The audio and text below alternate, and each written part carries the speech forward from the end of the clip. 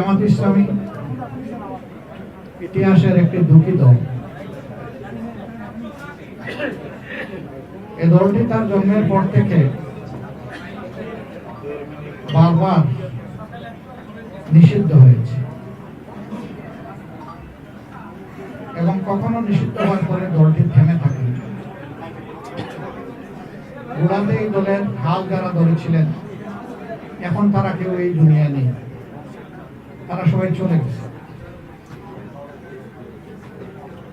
কিছু নেতৃবৃন্দ স্বাভাবিকভাবেই তাদের ইন্তেকাল করেছে, আর কিছু নেতৃবৃন্দ জুলুমের শিকার হয়ে দুনিয়া থেকে বিদায় নিয়েছে। আমি আজকের এই আবেগঘন মুহূর্তে তাদেরকে আমার কলিজার সবটুকু উজাড় করে আমি স্মরণ করছি। আল্লাহ তাআলার দরবারে দোয়া করি তারা যেন আল্লাহর কাছ থেকে উত্তম পাওনাটা পায়। তাদের রক্ত অসংখ্য মুসলমানের চোখের পানি শেষ পর্যন্ত বাংলাদেশকে আজকের এই জায়গায় নিয়ে এসেছে। তবে আমি নিতান্তই শ্রদ্ধার সাথে স্মরণ করি 47-এ যারা আমাদের আজাদির জন্য লড়াই করেছিলেন এবং আজাদি এনেছিলেন, আর 71 যারা জীবন বাজি রেখে লড়াই করেছেন এবং শাহাদত বরণ করেছেন, আবার কেউ কেউ বেঁচেও আছে। আমার পাশেই একজন বীর মুক্তিযোদ্ধা আলহামদুলিল্লাহ তিনি আছেন, মেজর আখতারুজ্জামান সাহেব, সাবেক সংসদ সদস্য, আপনারা সকলেই তাকে চিনেন। তাদের মধ্যেও ওই লড়াকু সৈনিকেরা খুব বেশি বেঁচে নেই, অনেকেই দুনিয়া থেকে বিদায় নিয়েছে। এরকম যারাই দুনিয়া থেকে বিদায় নিয়েছেন আল্লাহ তাআলার দরবারে দোয়া করি আল্লাহ তাদের সকলকে যেন উত্তম প্রতিদান দেন, আর যারা বেঁচে আছেন তারা যেন জাতির খেদমতে তাদের জীবনের শেষ অংশটুকু উজাড় করে দিতে পারে। ইতিমধ্যে আপনারা হয়তো কিছুটা অনুভব করেছেন, সারা দেশে নির্বাচনের প্রাথমিক ফলাফল আসতে শুরু করেছে। আমাদের ধারণা রাত্রে 11টা পর্যন্ত হয়তো বা এটা একটা শেপ নিতে পারে। এখনই অগ্রিম কিছু বলা আমাদের জন্য সমীচীন নয়। দুপুরে অনেকে প্রশ্ন করেছিলেন যে আপনারা কতটা আসন প্রত্যাশা করেন। আমরা বলেছিলাম মহান আল্লাহর উপর আমাদের ভরসা, জনগণের উপরে আমাদের আস্থা আছে এবং আমরা আশা করি জনগণ সঠিক সিদ্ধান্তই ব্যালটের মাধ্যমে জানাবেন, ব্যক্ত করবেন। প্রাথমিক যে ফলাফল আসতে শুরু করেছে তাতে সেরকম একটা আভাস পাওয়া যাচ্ছে, কিন্তু এটাকে নিশ্চয়তা দেওয়া যাবে না। আমাদেরকে আরো কিছুক্ষণ অপেক্ষা করতে হবে, ধৈর্য ধরে। আমার একজন সাংবাদিক বন্ধু প্রশ্ন করেছিলেন অন্য একটি দলের একজন নেতার উদ্ধৃতি দিয়ে যে তিনি বলেছেন 190 থেকে 200 আসন পাবেন। আমি তখন বলেছিলাম না, নির্বাচন কেবল চলছে, এখনো ভোট গ্রহণ শেষ হয়নি। এই সময় যদি আমরা এই ধরনের কোনো কথা বলি এটা আমাদের সম্মানিত ভোটারদের প্রতি সুবিচার হয় না। এটা তাদের অধিকার, তারা কাকে বেছে নেবেন তাদের বেছে নেওয়ার শেষ সময়টুকু পর্যন্ত আমাদেরকে অপেক্ষা করা উচিত। সে সময় চলে গেছে, এখন গণনা শুরু হয়েছে। আস্তে আস্তে আপনাদের কাছেও বিভিন্ন জায়গা থেকে ফলাফল আসতে থাকবে, আমাদের কাছেও আসবে। আমি শুধু এতটুকু কথা বলবো, যদি জাতির কোনো গুরুবার মহান আল্লাহ তাআলার ইচ্ছায় আমাদের উপরে আসে, আপনাদেরকে আমার বড় প্রয়োজন, আপনাদেরকে আমার পাশে পেতেই হবে। আপনারা যদি আমাকে সাহায্য করেন, আমাদেরকে সাহায্য করেন, তাহলে ইনশাআল্লাহ আমরা এই দেশ জাতির জন্য ভালো কিছু আশা করি করতে পারব। এই সাহায্যটা দুই ধরনের। আমাদের উপরে দায়িত্ব আসলে ইতিবাচক কাজগুলোকে যেমন তুলে ধরবেন, আমাদের ভুল হলেও আমাকে ছাড়বেন না, আমাদেরকে ছাড় দেবেন না। আপনারা যৌক্তিক সমালোচনা করবেন, ধরে দেবেন। আপনারা ধরে দিলেই বড় সাহায্যটা করা হবে। অতীতে আমরা দেখেছি যে কারণেই হোক মিডিয়া অনেক সময় যারা শাসন ক্ষমতায় থাকেন তাদের মন্দ কোনো দিক, নেতিবাচক কোনো দিক তারা সমালোচনা আকারে সহজে তুলে আনেন না, অথবা আনতে পারেন না। যেটাই হোক আমরা এটা চাইবো না। আমরা চাইবো আমাদের মিডিয়া জগৎ যেন এখানে পূর্ণ স্বাধীনতা ভোগ করে। তবে সে স্বাধীনতাটা হতে হবে আমার স্বাধীনতা, দেশের স্বাধীনতা রক্ষার জন্য। দেশের সার্বভৌমত্ব এবং স্বাধীনতার কোনো ক্ষতি হয় এমন কোনো স্বাধীনতা ব্যক্তি পর্যায়ে হোক, সমষ্টি পর্যায়ে হোক, কারোর জন্যই কাম্য না। কারণ দেশের স্বার্থটাই আমাদের কাছে বড়। তা আমরা এটুকু আপনাদের কাছে আশা করব।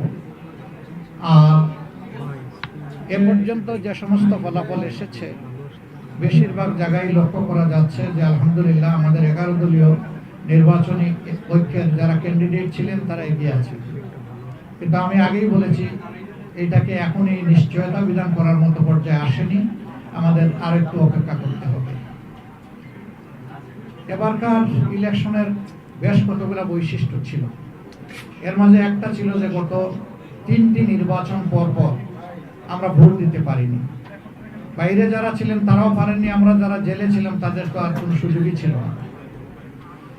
দ্বিতীয়ত প্রবাসীরা এই জীবনের প্রথম তারা ভোটার তালিকাভুক্ত হওয়ার সুযোগ পেয়েছেন এবং ভোট দেওয়ার সুযোগ পেয়েছেন। যদিও এই সংখ্যাটা খুব উল্লেখযোগ্য নয়, তারপরে আমরা আনন্দিত যে এই ধারাটা শুরু হয়েছে। আগামীতে এটা আরো এগিয়ে যাবে আমরা আশা করি। আমাদের প্রবাসীরা আমাদের জাতীয় জীবনে অতি গুরুত্বপূর্ণ অবদান রাখেন, কিন্তু তারা তাদের প্রাপ্যটা আমাদের কাছ থেকে পান না। আমরা চিন্তা করলাম যে এই প্রাপ্য আদায় করতে হলে কোন জিনিসটা তাদের বেশি দরকার। তখনই আমাদের মনে হলো যে ভোটের অধিকারটাই তাদের আদায় হওয়া উচিত। এই অধিকার প্রতিষ্ঠিত হলে বাকি অধিকারগুলা এর হাত ধরে চলে আসবে ইনশাআল্লাহ। তারা আমাদেরই সন্তান, আমাদেরই ভাই, আমাদেরকে তারা দিয়ে যাচ্ছে বুক কলিজা উজাড় করে। কিন্তু আমরা যদি তাদের প্রতি সেই দায়িত্বটা আরো সুন্দরভাবে পালন করতে পারি তাহলে তাদের এই দেওয়ার গতিটা আরো বাড়বে, উৎসাহ তাদের বাড়বে। আর তারা যদি দেখে শুধু দিচ্ছে কিন্তু সরকার, দেশ, জাতি তাদেরকে সেইভাবে সম্মানটুকু দিচ্ছে না, তাহলে যেটুকু আমরা তাদের কাছ থেকে বিভিন্নভাবে পাই সেটাও থাকবে না।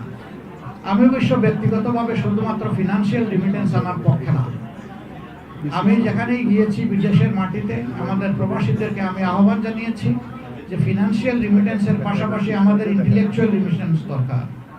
দেশকে গড়ার জন্য আমাদের অভিজ্ঞ এবং মেধাবী সেই রকম কারিগর প্রয়োজন। তা বিদেশে আমাদের ডায়াসপোরার মধ্যে বাংলাদেশি বংশোদ্ভূত যারা আছেন তাদের মধ্যে প্রচুর লোক এরকম আছেন যারা উন্নত বিশ্বে গুরুত্বপূর্ণ অবদান রেখে চলছেন। আমি একটা জিনিস লক্ষ্য করেছি, যখন এই আহ্বানটুকু জানিয়েছি তাদের মধ্যে প্রাণ চাঞ্চল্য তৈরি হয়েছে এবং আমি বিশেষভাবে কৃতজ্ঞতা আদায় করি। আমাদের এবারকার এই নির্বাচনী প্রক্রিয়ায় শুধু বাংলাদেশি না, প্রবাসী বন্ধুরা আমাদেরকে যথেষ্ট সহযোগিতা করেছেন। তারা আমাদের ইশতেহার রচনা, পলিসি ডায়ালগ থেকে শুরু করে পলিসি পেপার তৈরি করা প্রত্যেকটি খুঁটিনাটি বিষয়ে তারা গুরুত্বপূর্ণ অবদান রেখেছেন। আমি তাদের প্রতিও কৃতজ্ঞতা জানাচ্ছি এবং বিশেষভাবে কৃতজ্ঞতা জানাচ্ছি জুলাই আন্দোলনে যখন তারা ঘোষণা দিল যে এখন থেকে আর একটা টাকারও রিমিটেন্স বাংলাদেশে পাঠাবো না, স্টপ রিমিটেন্স, তখনই কিন্তু তৎকালীন সরকারের বেগ পড়ে উঠেছিল।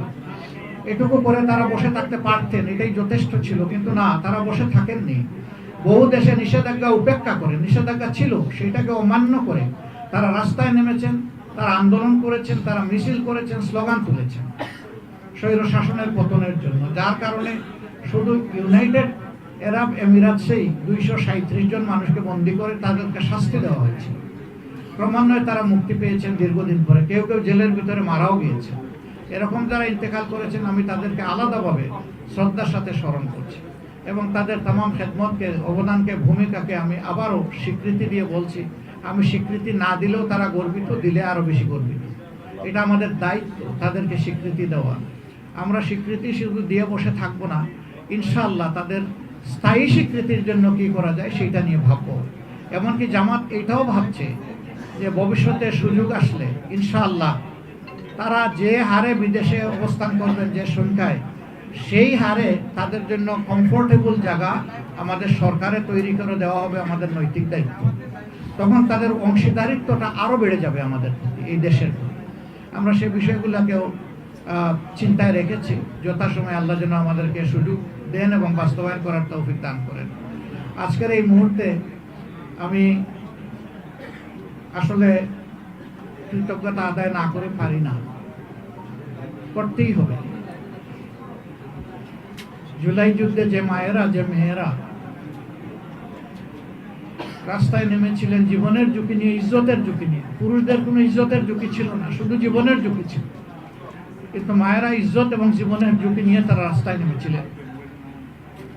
আমি আমার এই মা বোনদের, মেয়েদের প্রতি গভীরভাবে কৃতজ্ঞতা জানাচ্ছি এবং আমরা চেষ্টা করব তাদেরকে মর্যাদার আসনে সমাজে অভিষিক্ত করতে। আমাদের সম্পর্কে অনেক কথা বলা হয়েছে, আমরা মুখে জবাব দেইনি, আমরা কাজের মাধ্যমে জবাব দিতে চাই।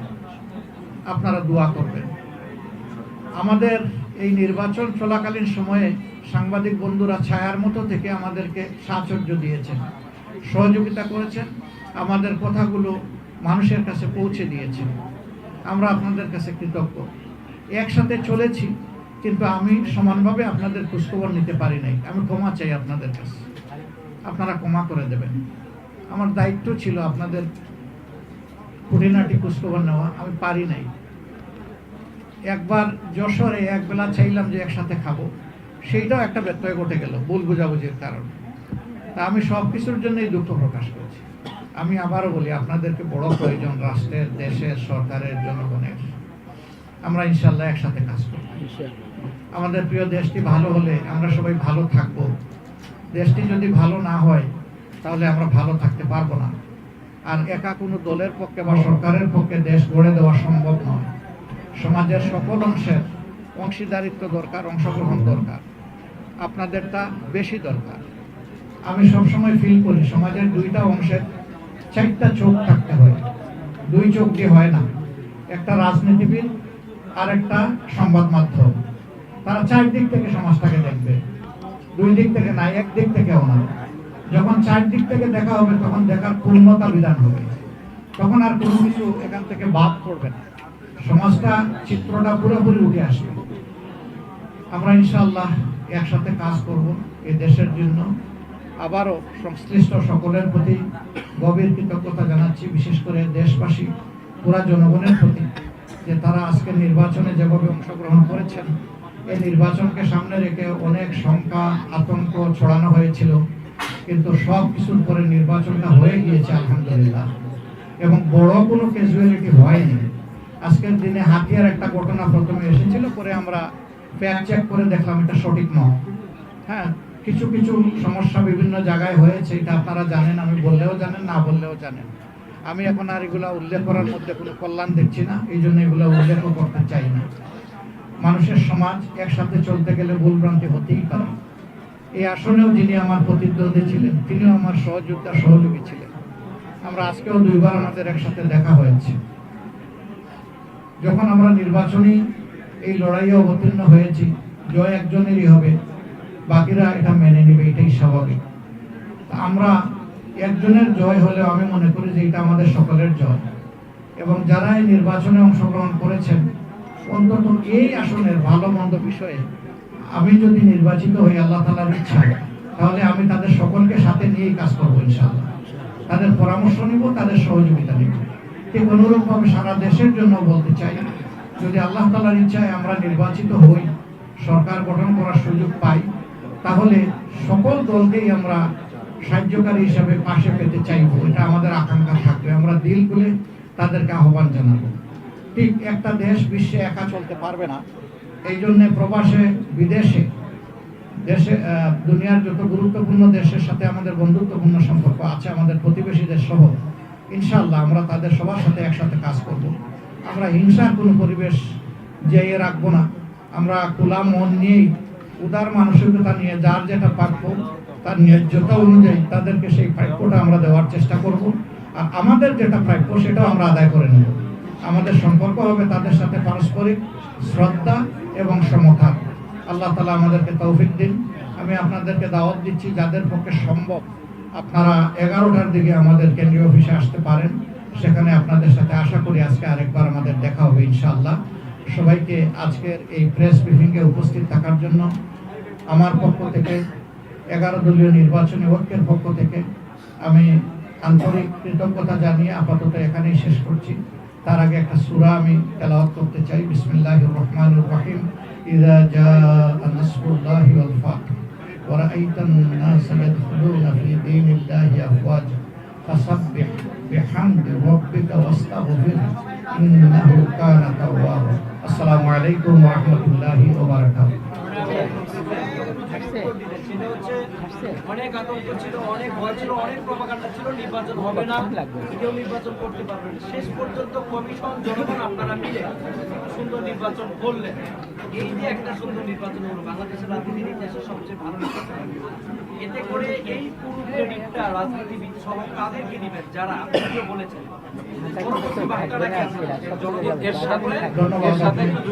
সেনাবাহিনীর ভূমিকা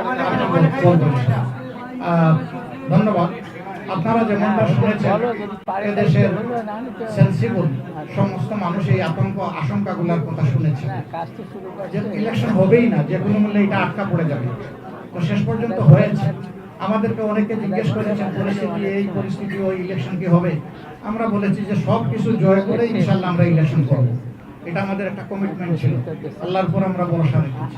এখানে দেখেন রাজনৈতিক দলগুলোর যোগ্যতা থাকলে তার চাইতে বেশি কৃতিত্ব হচ্ছে এই নির্বাচন ব্যবস্থাপনার সাথে যারা জড়িত ছিল এবং এই নির্বাচনকে বিভিন্ন দিক থেকে বাস্তবায়ন করার জন্য, অর্থ বড় করে তোলার জন্য যারা নিয়ামক শক্তি হিসাবে কাজ করেছে। তার মধ্যে সাংবাদিক মহলও কিন্তু বাইরে না, আপনারাও আছেন এখানে। আইন শৃঙ্খলা বাহিনী আছে, আমাদের সশস্ত্র বাহিনী আছে, নির্বাচন কমিশন আছে, আমাদের ইন্টারিম গভর্নমেন্ট আছে, আবার আমাদের বিদেশি বন্ধুরাও আছে। এবার যত পরিমাণ পর্যবেক্ষক বাংলাদেশে এসেছে নির্বাচনে, অতীতের কোন নির্বাচনে এত পরিমাণ পর্যবেক্ষক তারা আসেন নাই। মেজর দেশগুলা এবং হাবগুলা সবাই তাদের পর্যবেক্ষক পাঠিয়েছে। এটাও কিন্তু নির্বাচন হওয়ার পক্ষে ভূমিকা রেখেছে এবং যেটুকু সুষ্ঠু হয়েছে তাদের অবদানকে আমরা অস্বীকার করতে পারবো না। আমরা এর জন্য আল্লাহ তাআলার প্রতিও কৃতজ্ঞতা জানাই। আর যে যেখানে আন্তরিকতার সাথে নিজের অবস্থান থেকে দায়িত্ব পালন করেছেন, আমরা তাদের সকলকেই আমাদের অন্তরের অন্তঃস্থল থেকে কৃতজ্ঞতা জানাই। অবশ্যই যার যেটা ভাবনা থাকে সেটা দিতে হবে। আপনি বলেছেন যে একটা ঘটনা ছাড়া সেভাবে কোনো বড় ধরনের ঘটনা ঘটেনি। এর পরিপ্রেক্ষিতে যে ফলাফলটা আসবে, আপনারা কি সেটা নিষ্কম্পছে মেনে নেবেন কিনা, বা এবং সেটা আপনাদের অভিযোগ থাকবে কিনা? আমরা মনে করি এ পর্যন্ত ভোট যেভাবে হয়েছে, ফলাফল যদি একই ধারা অব্যাহত থাকে, কোনো ইন্টারফিয়ারেন্স না হয় বড় ধরনের, কেউ মেনে নেওক না নেওক, আমরা নিব ইনশাআল্লাহ। আহ্বায়ককে সহ আরো একজনকে গ্রেফতার করা হয়েছে মণিপুরি পাড়ার কেন্দ্রের ভোট গণনার পক্ষ থেকে।